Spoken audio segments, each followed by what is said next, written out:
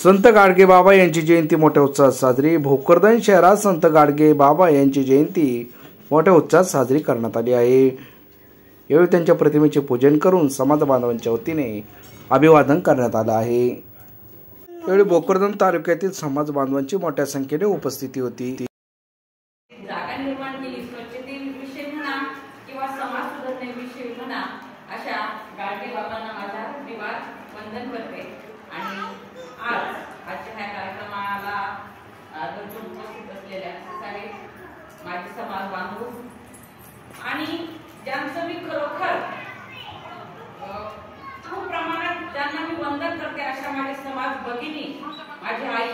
आजही मी 3 वर्षापूर्वी तो शब्द म्हटली होती की पुरुषांपेक्षा आजही माझ्या समाज भगिनींचा उपस्थिती ही जास्त आहे। आणि आज मला त्या गोष्टी मी पुन्हा सांगणार नाही, पण मी आज गाडगे बाबांनी थोडक्यात सांगणार आहे त्यांच्या जीवनाविषयी, त्यांचे विचार, त्यांचं जे शेवटचं भाषण झालं त्याविषयी मी थोडक्यात तुम्हाला मी सांगणार आहे। आणि त्यांचे जीवनपट जो काय होता तो मी तुम्हाला आज उलगडणार आहे। तर गाडगे बाबांचा जन्म हा 23 फेब्रुवारी 1846 रोजी अमरावती जिल्ह्यामध्ये एका छोट्याशा गावात झाला। त्यांचं जे मूळ नाव होतं डेपुजी झिंगराजी जानोरकर होतं। लहानपणापासून वडील त्यांचे आपल्या परिवाराचा जो व्यवसाय तो करत होते आणि त्यांचे लहानपणापासून काय होतं की दिवसभर कष्ट करायचे आणि संध्याकाळी एखादा काहीतरी बॉटल आणायची, ती प्यायची आणि संध्याकाळी आईला मारझोड करायची। हे त्यांच्या जीवनाची सुरुवातच तशी झाली होती। हा मुलगा लहानपणापासून इतका हुशार होता तर त्या गोष्टींविषयी तेव्हापासूनच निर्माण झाली। आणि आज आपण आपल्या समाजात बघतो वडील दारू पितात तर मुलगा दारू पितोच, ही आपल्या समाजातली जिवंत उदाहरण आहे। वडील बर्बाद झाले, मुलगा बर्बाद होऊ लागलाय, परंतु गाडगे बाबांनी तो गुण वडिलांचा कधीही घेतला नाही। त्यांनी बघितलं वडील काय करतायत, दिवसभर खूप कष्ट करतात, आई खूप कष्ट करते, जशा माझ्या माता भगिनी आजही दिवसभर पुरुषांच्या बरोबरीने कष्ट करतात। त्यांनी सुद्धा म्हणावं मला पण दे रे बाबा एक आणून, तू पितो तर काय म्हणत त्या नाही थकत तुमच्यासारख्या, तुम्ही थकतात फक्त त्या नाही थकत, त्या नाही कष्ट करत, दिवसाला 15-15, 16 घरची धुणं धुतात, काही काबाड कष्ट करतात। मग त्यांनी तुमच्यासारखं म्हणावं ना की अरे मलाही ते पण थोडं सांगून तू पितोस तर, पण त्या नाही करत। आणि तोच गुण गाडगे बाबांनी सुद्धा आपल्या वडिलांचा कधीही घेतला नाही। आणि वडिलांचं मरण पाहिलं त्यांनी स्वतःच्या डोळ्यासमोर, ते सुद्धा दारूमुळेच मेले। आणि मग त्यावेळेला आई त्यांनी काय नाव होतं त्याचं एवढं मला लक्षात नाही, तर सखूबाई, आणि मग त्यावेळेला सखूबाई आणि गाडगे बाबा त्यावेळेस कुणाचं साधन नव्हतं गावात त्यांना। मग त्या कारण वडिलांच्या दारूमुळे शेती गेली होती, वडिलांच्या दारूमुळे घरदार गेलं होतं, अनाथ होऊन जगायचं होतं। मग त्यावेळेस मामाचा आश्रय घेण्यासाठी ते मामाच्या गावी गेले आणि मामाकडे शेती वगैरे होती। मामाच्या शेतामध्ये ते रमू लागले, गाई ढोरं ते चरू लागले आणि त्यांना त्या गोष्टी आवडू लागल्या मामाच्या शेतातल्या, आणि तिथं त्यांचं मन रमू लागलं। आणि असं त्यांचं लहानपणी सुद्धा त्यांचं त्या काळात प्रथा होतीच ती लहानपणी लग्नाची, त्यांचं लहानपणी लग्न झालं, त्यांना 3 मुली झाल्या, परंतु त्यांचं मन आता काही तिथं रमत नव्हतं। त्यांना वाटलं आपला समाज नाही, त्यावेळेला ओबीसी समाजातला न्हावी असो किंवा भोबी असो, सोनार असो किंवा महार असो किंवा मांग असो, सर्व समाज हा त्या काळामध्ये अक्षरशः रूढी परंपरांनी पिसलेला होता। आणि त्या समाजाला कुठेतरी आपल्याला बाहेर काढायचंय, कुठेतरी आपल्याला काहीतरी करायचंय, पण हे संसारात राहून जगणार नव्हतं हे त्यांना त्यावेळेस कळलं। आणि मग त्यांनी स्वतःच्या संसाराचा, स्वतःच्या पूर्ण कुटुंबाचा त्याग केला आणि समाज सुधारण्यासाठी गावोगाव फिरला। समाज सुधारणा करणं त्यावेळेस काही एवढं साधी आणि सोपी गोष्ट नव्हती, कारण त्यावेळेला ब्राह्मण, मारवाडी या लोकांचा खूप प्रभाव होता।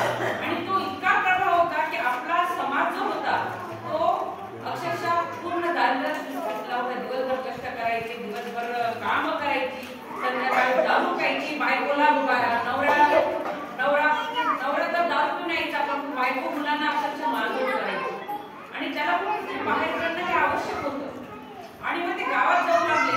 गावात गेल्यानंतर स्वतःपासून सुरुवात केली. अगोदर ज्या गावात त्यांना समजा कीर्तन करायचंय त्या कीर्तनाच्या जी जागा होती देव ते स्वतः करायचे. त्यानंतर गावात जायचे, गावातली स्वतः झाडू घेऊन स्वच्छ करायचे. अशा पद्धतीनं त्यांनी नुसते समाज सुधारणाच नाही केली, तर स्वतःच्या कीर्तनातून त्यांनी अतिशय चांगल्या प्रकारचं प्रबोधन केलं. आणि त्या प्रबोधनातून असं सांगत होते की मुलांचं लग्न करा तुम्ही, परंतु खूप मोठं कर्ज घेऊन करू नका. सर्वात अगोदर मुलांना शिकवा, मुलींना शिकवा, त्यांना स्वतःच्या पायावर उभं करा. हे त्यावेळेला ते गावात समजा कीर्तनाच्या स्वरूपात लोकांना समजावत होते. आणि त्यांच्या डोक्यावर गाडगे बाबा हा जो त्यांना मिळालेला शब्द आहे तो काही त्यांचा जन्मता नव्हता. त्यांना डेबूजी हे नाव होतं, परंतु गाडगे बाबा का म्हटलं गेलं, कारण त्यांच्या डोक्यावर एक गाडग्याचा अर्ध तुकडा असायचा आणि हातामध्ये सुद्धा एक तसाच तुकडा असायचा. आणि त्याच गाडग्यामध्ये ते स्वतःच काय करायचे, लोकांकडनं मागून दे माय दे ग माय अशा पद्धतीनं ते त्यावेळेला ते बोली भाषा अमरावतीची त्या पद्धतीनं ते बोलून आणि समाज रात्रीच्या वेळेला तो जमवायचे आणि सुरू करायचे. आणि ज्यावेळेस ते संसारात असताना त्यावेळेस अशी प्रथा होती की पहिल्या मुलाचं काहीतरी नवस असेल किंवा काहीतरी शेंडी असेल त्यावेळेला बकऱ्याचा बळी द्यायचा. परंतु ती प्रथा त्यांनी स्वतःपासून बंद केली. त्यांच्या स्वतःच्या मुलीचं ज्यावेळेस पहिलं कार्यक्रम होता त्यावेळेस त्यांनी गावातल्या समाजातल्या लोकांना वोट येऊन दिलं. त्यावेळेस त्यांना खूप विरोध झाला, पण ते त्या विरोधाला मानले नाही. ते म्हणजे नाही, मला बकऱ्याचा बळी घेऊन आणि ते वाचावीर नाहीये, तर ते खऱ्या अर्थाने कर्मवीर आहे. त्यांनी आज ते आपल्याला 5,000 रुपयाची देणगी त्या ठिकाणी समाजाला देण्याचा संकल्प केलेला आहे. तर आम्ही त्यांना असं सांगू इच्छितो की येणारी पुढची जयंती असेल गाडगे महाराजांची, त्या येणाऱ्या पुढच्या जयंतीला त्यांनी त्यांच्या आपली मुलीला जे योगदान आहे त्या तेव्हा आम्ही आमचे कार्यक्रम त्यांच्याकडे जाऊ देतील या ठिकाणी करतो. आणि या पार्श्वभूमीवर माझं त्या ठिकाणी मार्गदर्शन करतो. भरपूर झालेला आहे, सर्वांना आलेले आहे, तुमची वाट पाहत आहे, तरी सुद्धा येऊ लागले येणार नाही म्हणून आजच्या कार्यक्रमाचे अध्यक्ष पाहुणे सर्वजण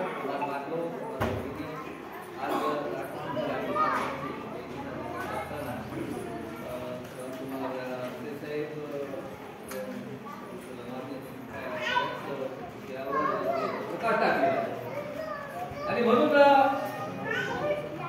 अर्थ बोलण्याचं काही औचित्य नाहीये, पण तरी सुद्धा गाडगे महाराज जे आहे हे कोणत्याही शाळेमध्ये न गेलेले असे व्यक्तिमत्व होते. आणि म्हणून ते एक महापुरुष म्हणून सर्व देशाला जगाला त्यांची जयंती जी साजरी केली जाते, तर त्यांची जयंती तुमची आमची जयंती साजरी होत नाही, आपले बड्डे होतात. म्हणून त्यांची जी जयंती साजरी होते, तर ते जयंती साजरी करण्यासाठी फार मोठ्या उच्च घराण्यामध्ये जन्माला यावं लागतं असं नाही, फार मोठ्या करोडपतीच्या घरामध्ये जन्माला यावं हे असंही काही नाही. आणि जयंती साजरी होण्यासाठी फार काही उच्च विद्याभूषित फार मोठ्या पलीकडे डिग्री घेऊन जन्माला यावं लागतं असंही काही नाही. आणि म्हणून या ठिकाणी गाडगे महाराजांनी जगाचा संसार केला, स्वतःच्या संसाराचा कुटुंबाचा त्याग केला आणि म्हणून ते जे जीवन जगले ते अलौकिक स्वरूपाचं जीवन. आणि म्हणून त्यांनी जेव्हा त्यांच्या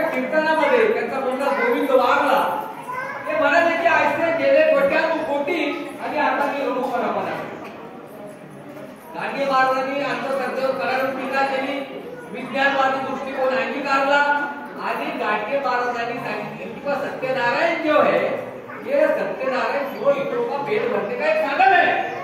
आणि म्हणून त्यांनी सत्यनारायणाची ती कथा सांगितली की त्या वाण्यानं ती नौका वर आली, त्यानं सत्यनारायण केला, पुढे नौका वर आली, लोक खुश झाले, लोकांनी टाळ्या वाजवल्या. तेव्हा त्या गाडगे महाराजांनी त्याला चॅलेंज केलं त्या काळामध्ये. गाडगे महाराजांनी सांगितलं की बा सत्यनारायण जर केल्यानं त्याची जर नौका वर येत असेल तर दुसऱ्या महायुद्धामध्ये आमच्या देशाचे बरेच महागडे जहाज, लढाऊ जहाज या अरबी समुद्रामध्ये बुडालेले आहे आणि या सत्यनारायणामध्ये जर खरोखर सत असेल तर आमचे सगळे जहाज वर करून जातात. आणि म्हणून त्यांनी ते प्रमाण त्या ठिकाणी घातले. आणि गाडगे महाराजांनी जे कार्य केलं तर त्यांनी कष्टाला फार महत्व दिलं. त्यांनी कोणाचे 2 रुपये घेतले नाही, कोणाची लाकडाची गोळी आणून टाकली असं, त्यांना कोणी एक भाकर दिली असं, अर्धी भाकर त्यांनी त्या पशुपक्ष्याला गाईला दिली असं, काही भाकरीचा भुगा त्यांनी त्या समुद्राकाठी नदीच्या काठीच्या मासळ्यांना खाऊ घातला असत आणि चतकोर तुकडा त्यांनी स्वतः खाल्ला. आणि म्हणून अशा परिस्थितीमध्ये हुंडा देऊ नका, हुंडा घेऊ नका, व्यसन करू नका ही शिकवण गाडगे महाराजांनी समाजाला आणि सहमोदन दिलं. समाजामध्ये समता निर्माण केली. तत्कालीन समाजामध्ये काही समाजाचा उठाव झालेला होता, तेव्हा गाडगे महाराजांनी सगळ्याला सोबत घेऊन एकत्रित भंडारा आणि मामाच्या गावामध्ये त्यांनी मुलं सांभाळली. आणि म्हणून शिक्षणाचं महत्व प्रतिपादन करताना समाजामध्ये शिक्षणाचं प्रमाण फार कमी होतं. त्याचा एकच किस्सा सांगतो की एका गरीब माणसाच्या मुलाचं पत्र आलं होतं.